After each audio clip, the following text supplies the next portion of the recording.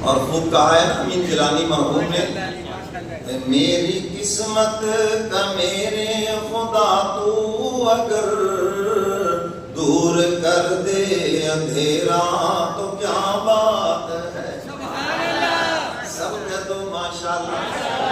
میری قسمت کا میرے خدا تو اگر دور کر دے اندھیرا تو کیا بات ہے، ہجر کی تند تاریک راتوں کا اب او حرم میں سویرا تو کیا بات ہے، سب کہہ دو ماشاءاللہ۔ ذرا یہ جو سوئے ہوئے ان کو جگاؤ ٹائم ہے۔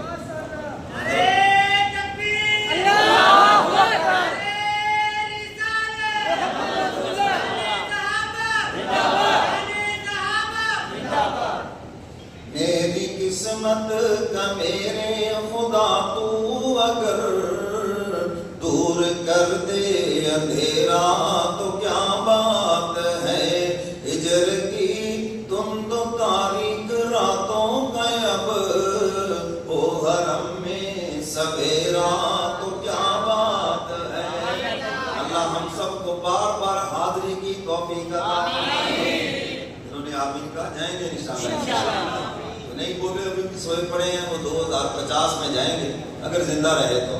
میری قسمت کا میرے خدا تو اگر دور کر دے اندھیرا تو کیا بات ہے، وہ میرے ہونٹوں پہ ہر دم رہے گونجتے اپنے آقا کی توصیف کے زمزمے، اس کے بدلے مجھے قبر اور حشر میں، اس کے بدلے مجھے قبر اور حشر میں رحمتوں نے ہو گھیرا تو کیا بات ہے۔ شاید کہتا میری زبان پر بس حضور علیہ الصلوۃ والسلام کی شان ہو، ہر وقت گرم گلو سیاست ان سے میری زبان پاک ہو جائے، بس میں حضور پہ درود پڑھتا رہوں ہر وقت، اور قیامت کے دن پھر فرشتے اور رحمت مجھے گھیر لے اس کے بدلے تو کیا ہی بات، کہہ دو سبحان اللہ۔ میری قسمت کا میرے خدا تو اگر دور کر دے اندھیرا تو کیا بات ہے، بھائی میرے ہونٹوں پہ ہر دم رہے گونجتے اپنے آقا کی توصیف کے زمزمے، اس کے بدلے مجھے قبر اور حشر میں رحمتوں نے ہو گھیرا تو کیا بات ہے۔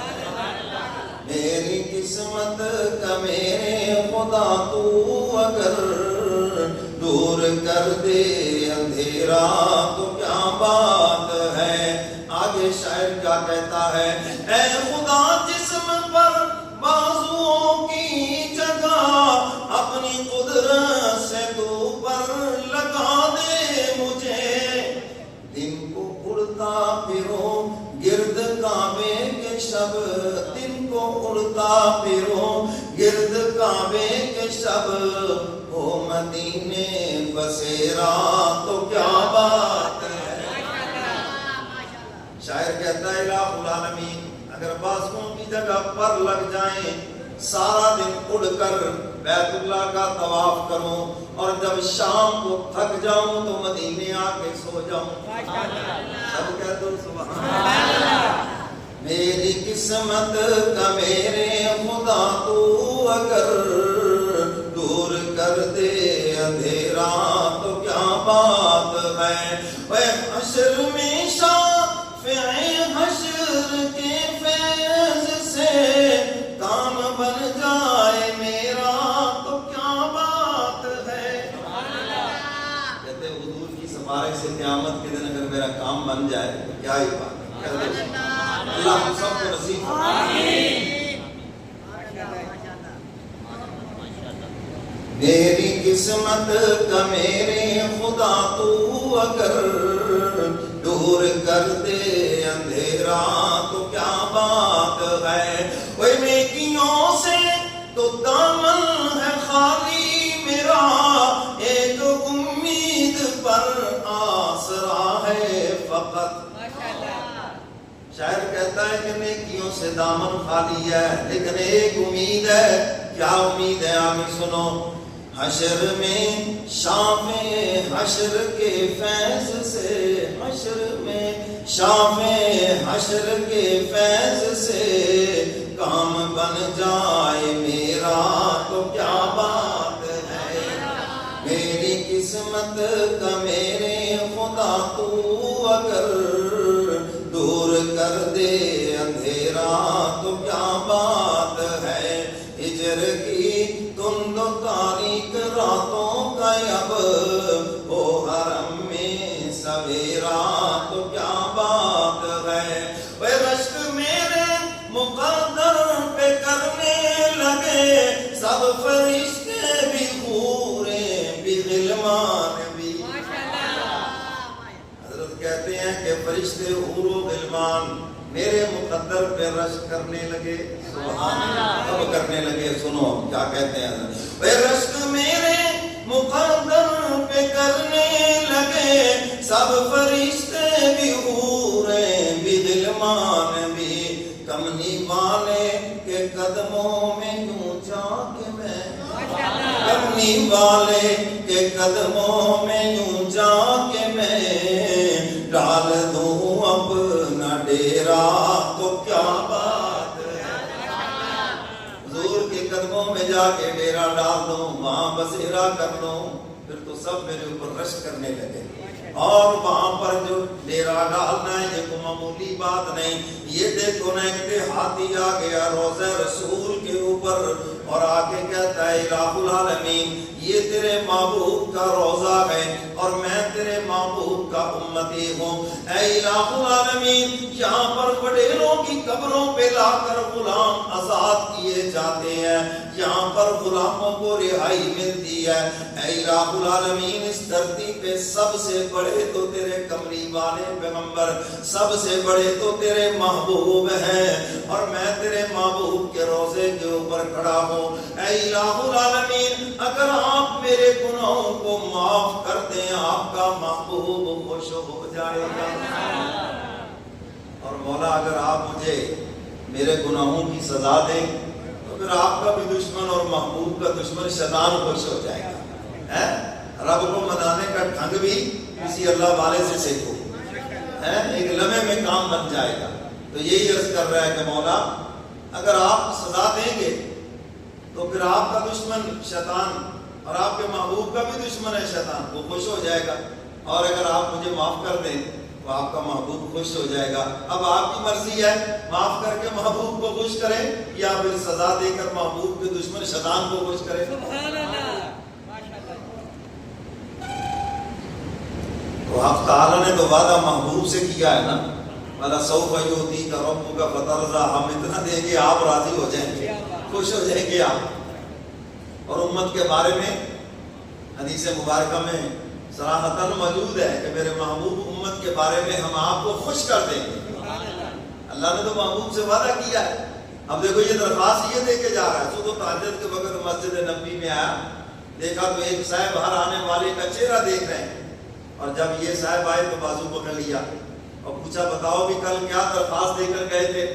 ساری بات بتائی کہ میں نے تو یہ درخواست دی تھی یا اللہ آپ مجھے معاف کر دیں آپ کا محبوب خوش ہو جائے گا. تو وہ ہنس پڑا، کہنے لگا تجھے مبارک ہو، تیری وجہ سے مجھے بھی خواب میں حضور کی زیارت ہو گئی. بڑی دیر سے دعائیں مانگ رہا تھا. کبھی کبھی کسی ایک کی وجہ سے سب کا کام بن جاتا ہے. حضور علیہ الصلوۃ والسلام واز فرما رہے تھے نا تو ایک صحابی اونچی اونچی رونے لگ گئے. بعض صحابہ نے ان کو منع کیا. حضور علیہ الصلوۃ والسلام نے فرمایا رونے دو، اس کے رونے کی وجہ سے اللہ نے سب کو معاف کر دیا. رویا ایک اور کام سب کا بن گیا. تو ان کا بھی کام بن گیا. کہنے لگے تیری وجہ سے خواب میں مجھے حضور کی زیارت ہو گئی. اور حضور علیہ الصلوۃ والسلام نے ارشاد فرمایا جب یہ چہرے والا آئے تو اس کو خوشخبری سنا دینا، اللہ نے اس کو معاف کر کے اپنے محبوب کو خوش کر دیا. میری قسمت کا میرے خدا تو اگر دور کر دے اندھیرا تو کیا بات ہے. سبحان اللہ. کیا کہتا ہے؟ وہ رشک میرے مقدر پہ کرنے لگے سب فرشتے بھی حوریں بھی غلمان بھی، کملی والے کے قدموں میں یوں جا کے میں، کملی والے کے قدموں میں یوں جا کے میں ڈال دوں اپنا ڈیرا تو کیا بات ہے، میری قسمت کا میرے خدا تو اگر دور کر دے اندھیرا تو کیا بات ہے۔ آخری شعر میں حضرت کیا فرماتے ہیں؟ شاعر ختم نبوت سید امین گیلانی مرحوم آخر میں کیا کہتے ہیں؟ وہ اس سے پڑھ کر بھی کیا کوئی اعزاز ہے، ان کی حرمت پہ کٹ جائے گردن میری، سب کہو آمین۔ اس سے بڑا بھی کوئی اعزاز ہے؟ حضور کی حرمت کے لیے، ناموس کے لیے، حضور کی عزت کے لیے میری گردن کٹ جائے، یہ دعا مانگ رہے ہیں وہ، اور آمین ہم سب کہیں، شاید ہمارا بھی مقدر جائے۔ وہ اس سے بڑھ کر بھی کیا کوئی اعزاز ہے، ان کی حرمت پہ کٹ جائے گردن میری، لطف سے اپنے کر دے کسی روز یہ، لطف سے اپنے کر دے کسی روز یہ پورا ارمان میرا تو کیا بات ہے، میری قسمت کا میرے خدا تو اگر دور کر دے اندھیرا تو کیا بات ہے۔ تو میرے محترم سامعین، حق تعالی ہم سب کو حرمین شریفین کی حاضری نصیب فرمائے، بار بار نصیب فرمائے۔ تو وہاں کے آداب کا لحاظ رکھنا ہے۔ نور الدین زنگی رحمت اللہ علیہ روزانہ بادشاہ وقت ہیں، روزانہ 1000 مرتبہ حضور علیہ الصلوۃ والسلام کی ذات گرامی کے اوپر درود پڑھتے ہیں۔ بادشاہ وقت ہیں، آپ کہتے ہیں جی میں بڑا مصروف ہوں، بزنس کی مصروفیت، فلاں کی مصروفیت، بادشاہ سے زیادہ مصروفیت تو نہیں ہے جی، ایسے نہیں اتنا بڑا اعزاز ملا۔ آپ کے اندر حضور علیہ الصلوۃ والسلام کی زیارت ہوئی، فرمایا یہ تو مکروہ چہرے والوں سے بچاؤ، مجھے ان کے شر سے بچاؤ۔ اور نور الدین زنگی رحمت اللہ علیہ کو خواب میں 1 مرتبہ نہیں 3 مرتبہ حکم ہوا، اور دمشق سے چلے اور دن رات برابر سفر کرتے رہے، اور لیٹتے تو لبیک یا رسول اللہ کہہ کے اٹھتے، اور جب مدینہ منورہ پہنچے گورنر مدینہ نے استقبال کیا، حالانکہ انسان اتنا تھکا ہوا، کہنے لگے اعلان کر دو تمام مدینہ والوں کو میری طرف سے دعوت ہے، اور بادشاہ ہدیہ بھی دے گا سب کو۔ ایسے بادشاہ ہوا کرتے تھے، ہم تو ماشاءاللہ سارے ساڑھے کوئی لوٹ کے لے جاتے ہیں، کوئی بلوں سے لے گئے، کوئی ادھر سے لے گئے، کوئی ادھر سے، یعنی ایسے ایسے وہ جادوگر بٹھائے ہوئے ہیں جو بیٹھے ہر وقت یہی سوچ رہے ہیں عوام کو کدھر سے لوٹنا ہے، کدھر سے ہم کو چونا لگانا ہے، بجلی سے کیسے لگانا ہے، پیٹرول سے کیسے لگانا ہے، جی ماچس کی ایک ڈبیا کے اوپر ان کو کیسے چونا لگانا ہے۔ 10 مرتبہ ٹیکس لے کر بھی کہتے ہیں اسی ٹیکس دہندہ نہیں ہوتی ہے۔ میں کہتا ہوں پوری دھرتی کے اوپر اتنے ٹیکس دینے والے لوگ نہیں جتنے پاکستان کے اندر ہیں، ہر چیز پہ پتہ نہیں 3 مرتبہ ٹیکس ہے۔ آپ ہوٹل میں کھانا کھاتے ہیں، جتنی چیزیں وہاں پکی ہیں سب کے اوپر انہوں نے ٹیکس دیا، آخر میں پھر سیل ٹیکس اوپر لگاؤ گے، کیوں جی ہوتا کہ نہیں؟ آدمی دیکھتا ہے یار کیا ہے، ایک سروس چارج ادھر سے بھی لوٹ رہے، اوپر سے ٹیکس بھی لگا دیا، تو ایک ایک چیز پہ 10 مرتبہ ٹیکس دے رہے ہیں۔ تو کبھی وہ حکمران ہوتے تھے جو ڈائریکٹ عوام کو دیتے بھی تھے۔ اللہ کرے کوئی آ جائے، وابستہ رہ شجر سے امید بہار رکھ، اللہ کی رحمت سے پر امید رہو۔ تو میرے محترم سامعین، نور الدین زنگی رحمت اللہ علیہ پورے مدینے والوں کو ہدیہ دے رہے ہیں، اور ایک کے چہرے کو غور غور سے دیکھ رہے ہیں، جو حضور نے چہرے دکھائے تھے وہ کدھر ہے۔ سب لوگ آئے، دعوت کھا کے چلے گئے، اور وہ چہرے نظر نہیں آئے۔ نور الدین زنگی رحمت اللہ علیہ فرمانے لگے کیا ان کے علاوہ کو اور بھی مدینہ میں ہے؟ انہوں نے کہا ہاں جی 2 بزرگ ہیں، بڑی اللہ کرتے ہیں، بڑی لمبی لمبی داڑیاں ہیں، تسبیح بڑا، اور ہر وقت وہ وہ حجرے میں ہی بیٹھے رہتے، باہر نہیں نکلتے. کہنے لگے چلو وہ نہیں آئے جی، وہ کہیں بھی نہیں آتے. چلو پھر ہم ہی چلتے ہیں ان کے پاس. نور الدین زنگی رحمۃ اللہ علیہ جب تشریف لے گئے، لکھا ہے کہ جب ان کو دیکھا آنکھوں میں خون اتر آیا اور اس قدر جلال. اور پھر جب وہ مصلی اٹھایا جہاں وہ بظاہر عبادت کر رہے تھے، اس کے نیچے سے دیکھا تو سرنگ کھودی ہوئی اور حضور علیہ الصلوۃ والسلام کی ایڑی مبارک تک پہنچ چکے تھے. نور الدین زنگی نے پہلے دونوں کی خود گردنیں اڑائی، کیونکہ حضور نے حکم ان کو دیا تھا نا، یہ ہے تابع داری. گردنیں اڑائی اور پھر خود اس کے اندر اترے اور جا کر حضور علیہ الصلوۃ والسلام کی ایڑی مبارک کو بوسہ دیا اور پھر اس کو بند کیا اور پھر سیسا پلائی دیوار بنائی باہر، اس کو مضبوط کیا. حضور علیہ الصلوۃ والسلام کی قبر مبارک بالکل اندر کچی ہے اور بہت نیچے ہے، وہ بہت نیچے، اور اس کو چاروں طرف سے سیسا پلائی دیوار بنا کر پھر اس کے اوپر یہ گنبد بنایا، حفاظت کری محفوظ ترین. اس سے قبل کچی قبر تھی، بالکل سادہ سامنے نظر آتی تھی. تو میرے محترم سامعین، روزانہ 1000 مرتبہ حضور علیہ الصلوۃ والسلام کی ذات گرامی کے اوپر درود پڑھ رہے ہیں. ایک دن مصروفیت کی وجہ سے 700 مرتبہ پڑھا، 300 مرتبہ چھوڑ دیا، خواب میں حضور کی زیارت ہو گئی. نور الدین زنگی آج کیا ہو گیا، 1000 مرتبہ نذرانہ کیوں نہیں پہنچا درود و سلام کا؟ ہے جی، جب محبت ہو جائے نا، اگر تم سچے ہو اقرار محبت میں، اگر تم سچے ہو اقرار محبت میں، طلب کر لیے جاؤ گے دربار محبت میں. علامہ جلال الدین سیوطی رحمۃ اللہ علیہ، جن کو 35 مرتبہ خواب میں حضور کی زیارت ہوئی. کسی نے پوچھا حضرت ہمیں بھی بتا دیں حضور علیہ الصلوۃ والسلام کی زیارت کا نسخہ. فرمایا درود ابراہیمی کثرت سے پڑھا کرو اور بالخصوص عشاء کے بعد سونے سے پہلے پڑھا کرو. فرمایا اس وقت تک موت نہیں آئے گی جب تک خواب میں حضور کا دیدار نہ ہو جائے. تو میرے محترم سامعین، سب سے زیادہ فضیلت درود ابراہیمی کی ہے جو ہم نماز میں پڑھتے ہیں.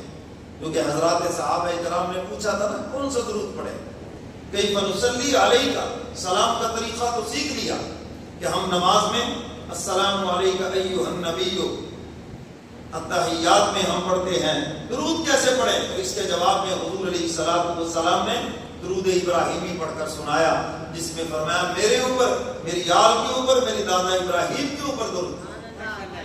اور حضور علیہ الصلوۃ والسلام نے ارشاد فرمایا جنت میں میرے قریب ہوگا وہ شخص جو میری ذات پہ سب سے زیادہ درود پڑھتا ہے.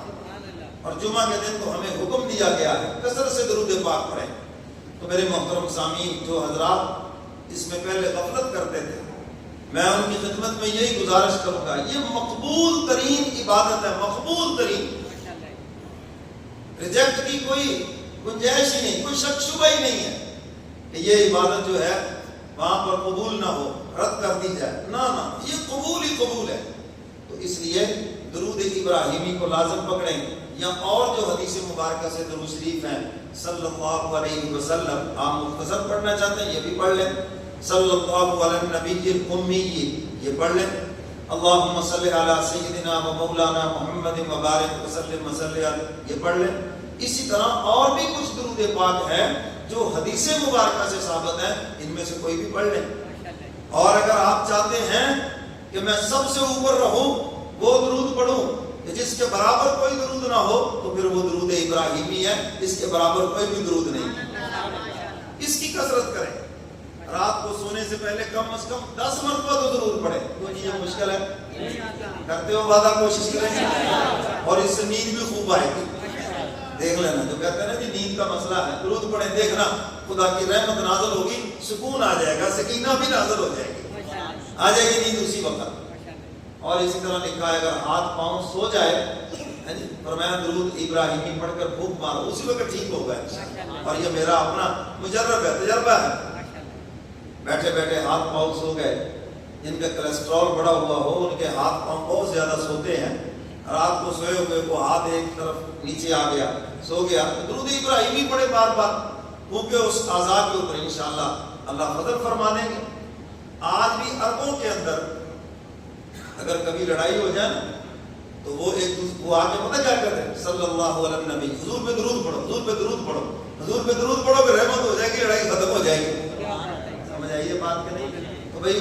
الصلوۃ والسلام کی ذات گرامی پہ درود پڑھیں. غصہ آ گیا آپ درود پڑھیں, غصہ بھی اتر جائے گا, رحمت ہو جائے گی آپ پر. کیونکہ انسان جب درود پڑھتا ہے 10 نیکیاں ملتی ہیں, 10 گناہ معاف ہوتے ہیں, اور جنت میں 10 درجے بلند ہوتے ہیں, اور اللہ اس پہ 10 رحمتیں بھیجتے ہیں. اب یہ کیسے ہو سکتا ہے کہ خدا کی رحمت آئے اور اس کا غصہ دور نہ ہو؟ یہ کیسے ہو سکتا ہے کہ اللہ کی رحمت آئے اور اس کے اعضاء صحیح سلامت نہ ہو؟ یہ ہو ہی نہیں سکتا. تو میرے محترم سامعین, آج ہم اس میں بڑی غفلت کرتے ہیں. تو درود ابراہیمی کو لازم پکڑیں اور ضرور پڑھیں, اور جمعہ کے دن تو کثرت سے پڑھیں. عام دنوں میں اگر 1 تسبیح کرتے ہیں تو جمعہ کے دن 2 تسبیح کریں, تاکہ حضور علیہ الصلوۃ والسلام کے حکم پہ عمل ہو جائے. حضور نے حکم فرمایا جمعہ کے دن میرے اوپر کثرت سے درود پڑھو. اللہ مجھے اور آپ کو قرآن و سنت میں عمل کی توفیق عطا فرمائے.